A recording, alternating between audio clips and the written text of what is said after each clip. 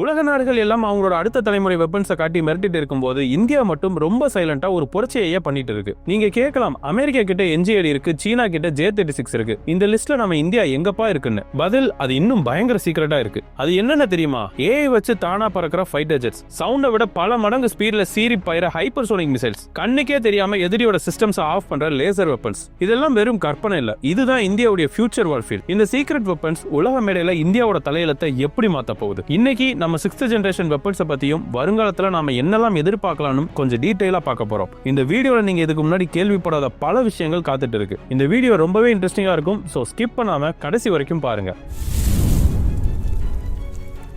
First ஒரு முக்கியமான கேள்வி, 5th ஜெனரேஷன் வெப்பன்ஸுக்கும் நாம இப்ப பேச போற 6th ஜெனரேஷன் வெப்பன்ஸுக்கும் என்னதான் வித்தியாசம்? F-35 J-20 மாதிரி 5th ஜெனரேஷன் ஜெட்ஸ் அதோட ஸ்டெல்த் டெக்னாலஜிக்கு, அதாவது எதிரி ரேடாருக்கு தெரியாம போற திறனுக்கு ஃபேமஸ். ஆனா 6ஆம் தலைமுறைங்கிறது இதுக்கு நெக்ஸ்ட் லெவல். இது வெறும் ஒரு விமானம் இல்ல, இது ஒரு சிஸ்டம் ஆஃப் சிஸ்டம்ஸ், அதாவது பல சிஸ்டம்ஸ் ஒன்னா சேர்ந்த ஒரு மெகா நெட்வொர்க். இப்போ 6th ஜெனரேஷனோட முக்கிய அம்சங்கள் என்னன்னு பார்க்கலாம். முதலாவதா ஆப்ஷனல் பைலட், அதாவது ஒரு விமானத்தை தேவைப்பட்ட பைலட் ஓட்டலாம், இல்லனா டேஞ்சரான மிஷனுக்கு ஆள் இல்லாம தனியாவும் அனுப்பலாம். இதனால பைலட் உயிருக்கு எந்த ரிஸ்க்கும் இல்லாம எந்த மூளைக்கு வேணாலும் போய் தாக்க முடியும். இரண்டாவது, AI ஒரு கோ பைலட் மாதிரி. 6th ஜெனரேஷன் ஜெட்ல ஏங்கிறது சும்மா ஒரு டூல் மட்டும் கிடையாது, அது நம்ம கூடவே யோசிக்கிற ஒரு கோ பைலட்டா செயல்படும். போர்க்களத்துல நூத்துக்கணக்கான தகவல்கள் ஒரே நேரத்துல பைலட்டுக்கு வரும். அத்தனை தகவலையும் ஒரு மனுஷனால உடனே புரிஞ்சுக்கிட்டு முடிவெடுக்கிறது ரொம்பவே கஷ்டம். இங்கதான் AI உள்ள வருது. அது எல்லா தகவலையும் ஒன்னா சேர்த்து எது பெஸ்ட் ஸ்டெப்னு பைலட்டுக்கு ஐடியா கொடுக்கும். சில சமயம் பைலட் அனுமதியோட அதுவே சில தற்காப்பு வேலைகளையும் செய்யும். மூன்றாவது, லாயல் விங்மேன். இதுதான் உண்மையிலே போர்க்களத்தோட ஃபியூச்சர். அதாவது 6th ஜெனரேஷன் ஃபைட்டர் ஜெட் தனியா சண்டைக்கு போகாது,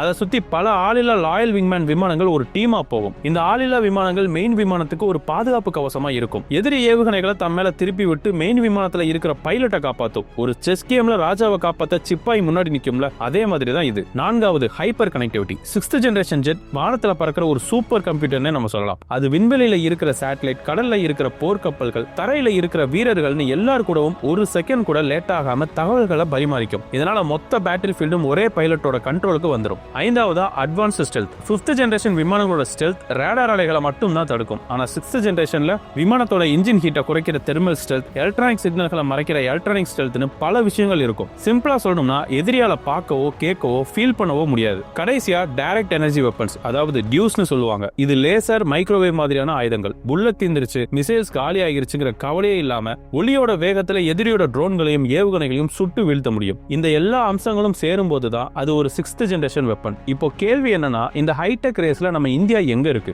இப்போதைய வார்ஃபீல்ட்ல ஸ்பீடு தான் எல்லாமே. ஒரு மிசைல் எவ்வளவு வேகமா போகுதோ அந்த அளவுக்கு அதை தடுக்கிறது கஷ்டம். இங்கதான் ஹைப்பர்சோனிக்ங்கிற வார்த்தை முக்கியமா மாறுது. ஹைப்பர்சோனிக் அப்படின்னா என்ன? சவுண்ட் ஸ்பீடை விட 5 மடங்கு இல்ல அதுக்கும் மேல போறது. அதாவது ஒரு மணி நேரத்துக்கு 6100 கிலோமீட்டருக்கும் மேல போறது. இதோட உண்மையான பலம் வேகம் மட்டும் இல்ல, அது போற வழியை கணிக்கவே முடியாதுங்கிறது தான். சாதாரண ஏவுகணைகள் ஒரு குறிப்பிட்ட பாதையில தான் போகும், அதை எதிரி ரேடார்ஸ் ஈஸியா கண்டுபிடிச்சிடும். ஆனா ஹைப்பர்சோனிக் ஏவுகணைகள் ஒரு விமானம் மாதிரி மேலையும் கீழையும் இடது வலவுமா திடீர்னு திசையை மாத்திக்கும். இதனால எந்த ஏவுகணை பாதுகாப்பு அமைப்பாளையும் அதோட வழியை கணிச்சு தடுத்து நிறுத்துறது கிட்டத்தட்ட நடக்காத ஒரு காரியம்னே சொல்லலாம். அமெரிக்கா, ரஷ்யா, சீனா இந்த டெக்னாலஜில தீவிரமா வேலை செஞ்சுட்டு இருக்காங்க. இந்த சூழல்ல இந்தியா என்ன செஞ்சது? சைலண்டா ஆனா செம்ம ஸ்ட்ராங்கா ஒரு வேலை செஞ்சாங்க. இதுக்கு இந்தியா கொடுத்த பதில் தான் HST-DV, hypersonic technology demonstrator vehicle. September 7, 2020 அன்னைக்கு DRDO ஒரு வரலாற்று டெஸ்ட் நடத்தினாங்க. HST-DV ஒரு மிசைல் இல்ல, அது ஒரு டெக்னாலஜி டெமான்ஸ்ட்ரேட்டர். அதாவது ஹைப்பர்சோனிக் வேகத்துல பறக்க தேவையான இன்ஜினை சோதிச்சு பார்க்கிற ஒரு வாகனம். அன்னைக்கு நடந்த சோதனையில HST-DV வெற்றிகரமா சவுண்டை விட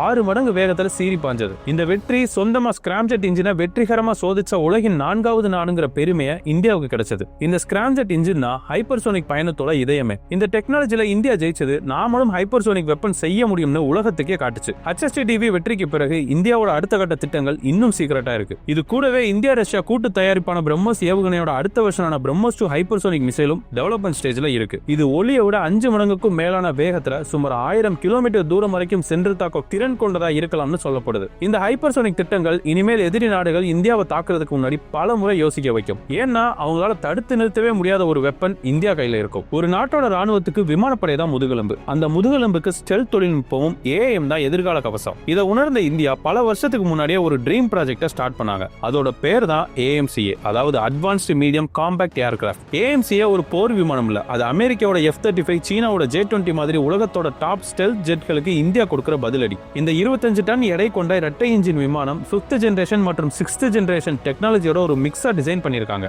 AMCA திட்டத்தை 2 கட்டமா பிரிக்கலாம். AMCA Mark 1 மற்றும் AMCA Mark 2. AMCA Mark 1 இது ஒரு 5th ஜெனரேஷன் ஸ்டெல்த் விமானமா இருக்கும். இதுல எதிரி ரேடாருக்கு தெரியாம இருக்கிற வடிவமைப்பு, உள்ளுக்குள்ளேயே ஆயுதங்களை மறைச்சு வைக்கிற வசதி, ஆஃப்டர் பர்னர் இல்லாமலேயே ஒளியை விட வேகமா போற சூப்பர் குரூஸ் திறன், ஒரே நேரத்துல பல இலக்குகளை கண்காணிக்கிற உத்தம் AESA ரேடார்னு பல அம்சங்கள் இருக்கும். இந்த விமானத்தோட முதல் கட்ட சோதனை 2028 இருந்து 30க்குள்ள நடக்கும்னு எதிர்பார்க்கலாம். அடுத்ததா AMCA Mark 2. AMCA Mark 2 தான் நம்ம முதல் உண்மையான 6th ஜெனரேஷன் ஃபைட்டரா இருக்க போகுது. இதோட மிகப்பெரிய அம்சம் அதோட இன்ஜின். பிரான்ஸோட சாஃப்ரான் நிறுவனத்து கூட இணைஞ்சு ஒரு புத்தம் புதிய ஹைடெக் இன்ஜினை இந்தியாவிலேயே தயாரிக்க ஒரு டீல் போட்டிருக்காங்க. இதுல முக்கியமான விஷயம் என்னன்னா, இது வெறும் லைசன்ஸ் தயாரிப்பு கிடையாது. 2 நாடுகளும் இணைஞ்சு முக்கிய தொழில்நுட்பங்களை பகிர்ந்து இந்த இன்ஜினை உருவாக்க போறாங்க. இது ஜெட் இன்ஜின் டெக்னாலஜில இந்தியாவை தன்னிறைவு அடைய வைக்க போற ஒரு பெரிய ஸ்டெப் தான் இது. ஆனா AMCA Mark 2 ஓட ரியல் கேம் சேஞ்சரே அதோட டீமான CATS ப்ராஜெக்ட் தான். அதாவது காம்பேக்ட் ஏர் டீமிங் சிஸ்டம். CATSல AMCA விமானம் ஒரு தாய் விமானமா செயல்படும். அதை சுத்தி பல ஆளில்லா விமானங்கள் ஒரு டீமா வேலை செய்யும். முதல்ல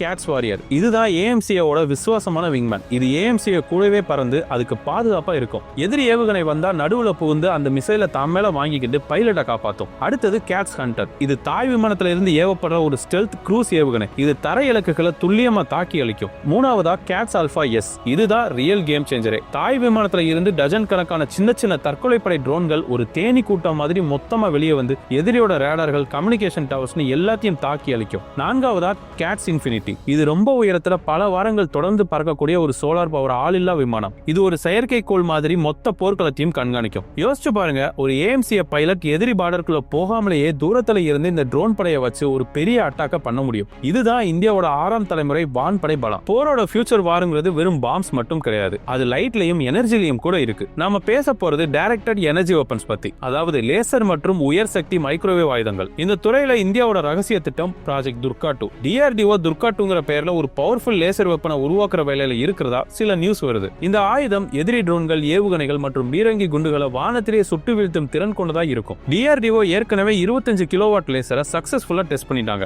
அடுத்த டார்கெட் 100 கிலோவாட் தான். அடுத்து ரொம்பவே மர்மமான ஒரு ப்ராஜெக்ட் காளி. காளி பத்தி இன்டர்நெட்ல ஏகப்பட்ட கட்டுக்கதைகள் இருக்கு. ஆனா உண்மை என்னன்னா, காளி ஒரு வெப்பனை விட ஒரு பவர்ஃபுல் டெக்னாலஜி டூல். இது பார்க் மற்றும் DRDO-வால உருவாக்கப்பட்டது. இது உருவாக்குற சக்தி வாய்ந்த மைக்ரோவேவ் அலைகளை வச்சு எதிரியோட ஏவுகணைகள் மற்றும் விமானங்களோட எலக்ட்ரானிக் சர்க்யூட்ஸை காலி பண்ணிட முடியும். இது ஒரு இலக்கை அளிக்கிறத விட அதோட பிரெயினையே முடக்கிற மாதிரி. காளி திட்டம் ஒரு ஆயுதமா முழுசா களமிறக்கப்படலானாலும் இதோட தொழில்நுட்பம் நம்ம தேஜஸ் விமானம் மாதிரி ஆயுதங்களை எதிரியோட EMP தாக்குதல்ல இருந்து பாதுகாக்கிற சோதனைகளுக்கு பயன்படுது. இது ஒரு பக்கம் இருக்க, இந்தியாவோட இன்னொரு லட்சிய ஸ்டெல்த் திட்டம் கட்டாக், அதாவது கொடியவன். இது இந்தியாவோட முதல் தன்னாட்சி ஸ்டெல்த் தாக்குதல் ஆளில்லா விமானம். இது ஒரு பைலட் இல்லாத ஸ்டெல்த் பாம்பர். இதோட வடிவமைப்பு அமெரிக்காவோட B-2 பாம்பர் மாதிரி ஃபிளையிங் விங் டிசைன்ல இருக்கும். இதனால எதிரி ரேடார்கள் இதை கண்டுபிடிக்கிறது ரொம்பவே கஷ்டம். கட்டாக் திட்டத்தோட முதல் படியா ஸ்விஃப்ட்ங்கிற பெயர்ல ஒரு சின்ன டெக்னாலஜி செயல் விளக்க விமானத்தை DRDO உருவாக்கி ஜூலை 1, 2022 சக்சஸ்ஃபுல்லா பறக்க வச்சாங்க. இது கட்டாக் திட்டத்துக்கு தேவையான டெக்னாலஜிகளை இந்தியா வெற்றிகரமா சோதிச்சதை காட்டுது. முழு அளவு கட்டாக் விமானத்தோட முதல் சோதனை வரும் ஆண்டுகள்ல நடக்கும்னு எதிர்பார்க்கப்படுது. 6th ஜெனரேஷன் வார் வானத்துல மட்டும் நடக்காது, அது கடலுக்கு அடியிலும் ஸ்பேஸ்லயும் கூட நடக்கும். கடலுக்கு அடியில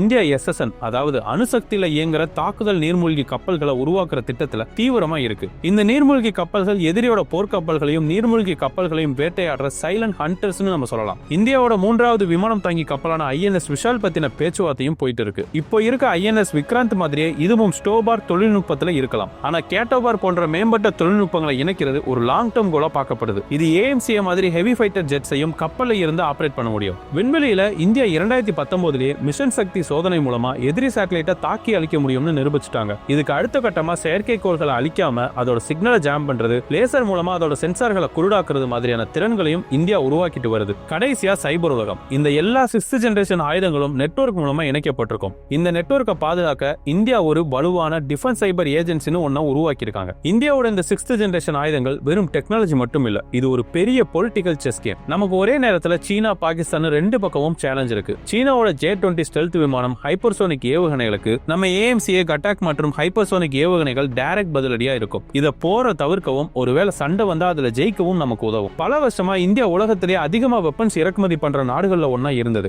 ஆனா AMCA, பிரம்மோஸ் 2, கட்டாக் மாதிரியான திட்டங்கள் ஆத்ம நிர்பர் பாரத் பாலிசியோட ரிசல்ட். நாம இனிமே வெப்பன்ஸை வாங்குறவங்களா இல்லாம உருவாக்குறவங்களா மாற போறோம். கடைசியா இந்த இந்த வெப்பன்ஸோட முக்கியமான நோக்கமே அதை யூஸ் பண்ணாம இருக்கிறது தான். எதிரி இந்தியாவை தாக்க நினைச்சா அவங்க கொடுக்க போற விலை ரொம்பவே பெருசா இருக்கும்னு இந்த வெப்பன்ஸ் ஒரு எச்சரிக்கை கொடுக்குது. இது அமைதிக்காகவே நம்ம பலத்தை யூஸ் பண்ற ஒரு ஸ்ட்ராட்டஜி. சுருக்கமா சொன்னா இந்தியாவோட இந்த திட்டம் நம்மள ஒரு குளோபல் பவரா மாத்துறதுக்கான ஒரு கிளியர் ரோட் மேப்னு தான் நம்ம சொல்லணும். இன்னைக்கு நாம பார்த்தது நம்ம பாதுகாப்பு எதிர்காலத்தோட ஒரு சின்ன ட்ரெய்லர் தான். ஏஎம்சில இருந்து கேட்ஸ் வரைக்கும், ஹைப்பர்சோனிக் வேகத்துல இருந்து லேசர் ஆயுதங்கள் வரைக்கும் இந்தியா சைலண்டா ஆனா ரொம்ப ஸ்ட்ராங்கா ஒரு அசைக்க முடியாத கோட்டையை கட்டிட்டு இருக்கு. ஒரு காலத்துல வெப்பன்ஸை இறக்குமதி செஞ்ச நாம இன்னைக்கு 6th ஜெனரேஷன் வெப்பன்ஸை உருவாக்குற அளவுக்கு வளர்ந்திருக்கிறது உண்மையிலேயே ஒவ்வொரு இந்தியனும் பெருமைப்பட வேண்டிய விஷயம். ஆனா ஒரு கேள்வி இருக்கு, இந்தியாவோட இந்த வளர்ச்சி நம்மளை காப்பாத்திக்க மட்டும் தானா, இல்ல இந்த ஏரியாலேயே நாம ஒரு அட்டாக்கிங் பவரா மாறுறோமா? இந்த வெப்பன்ஸ் அமைதியை கொண்டு வருமா, இல்ல ஒரு புது ஆர்ம்ஸ் ரேஸ ஆரம்பிச்சு வைக்குமா? இதை பத்தி நீங்க என்ன நினைக்கிறீங்க? இந்தியாவோட இந்த வளர்ச்சி தற்காப்புக்கா இல்ல தாக்குதலுக்கா? உங்க கருத்துக்களை கமெண்ட் செக்ஷன்ல சொல்லுங்க.